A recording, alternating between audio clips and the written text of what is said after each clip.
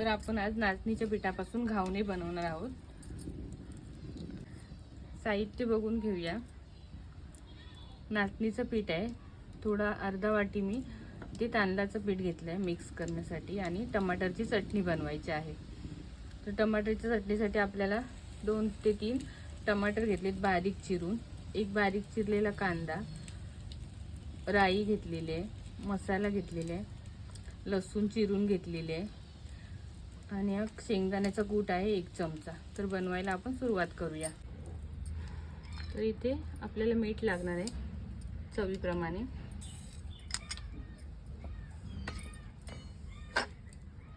आणि इथे मी तांदळाचं पीठ घेतले, तुम्ही बारीक रवा सुद्धा वापरू शकता।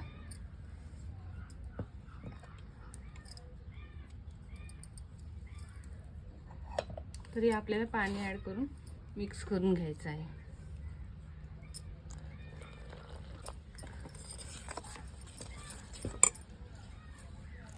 तर इथे मी घावण्याच्या पिठासारखा भिजवून घेतलंय पीठ, गुठल्या वगैरे मोडून घेतल्यात, आणि पातळ बघा किती आहे, एवढंच, जास्त घट्ट पातळ नाही। आपण तर पीठ आपण भिजत ठेवलंय। आता आपण पहिल्यांदा चटणी बनवून घेऊया घावण्याला लागणारी। तर इथे 2 चमचे तेल ऍड करूया चटणीसाठी। तर फोडणीसाठी आपण राई टाकूया थोडीशी। राई तडतडली की एक कांदा बारीक चिरलेला, इथे कढीपत्त्याची पानं, कांदा चांगला परतून घ्यायचा, अर्धा मिरची आणि 4-5 लसणाच्या पाकळ्या आता बारीक चिरलेल्या आहेत।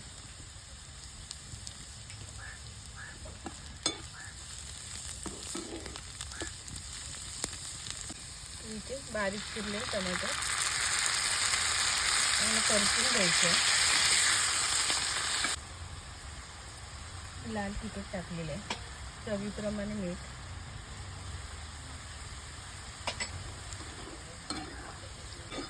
टमाटर अगदी चांगलं शिजवून घ्यायचं आहे।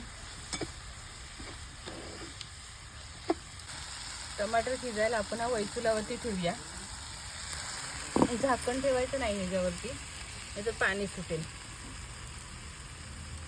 तर एक साईडला आपल्याला तिकडे घावणे घालून घ्यायचे आहेत।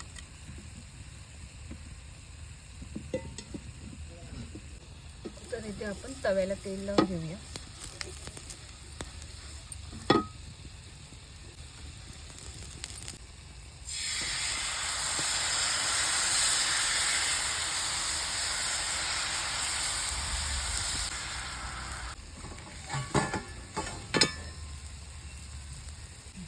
तर इथे आपला जाळीदार घावणा तयार झालाय। आता आपण हा पलटून घेऊया, सुकेपर्यंत थोडा थांबूया।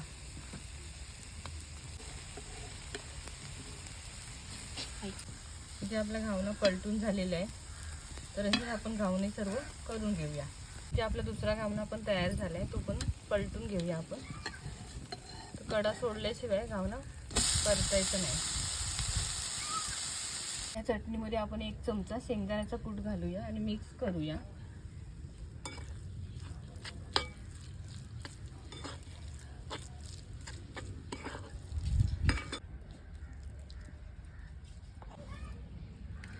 तर इथे आपली नाचणीची घावणे आणि टमाटरची चटणी मस्त अशी तयार झाली।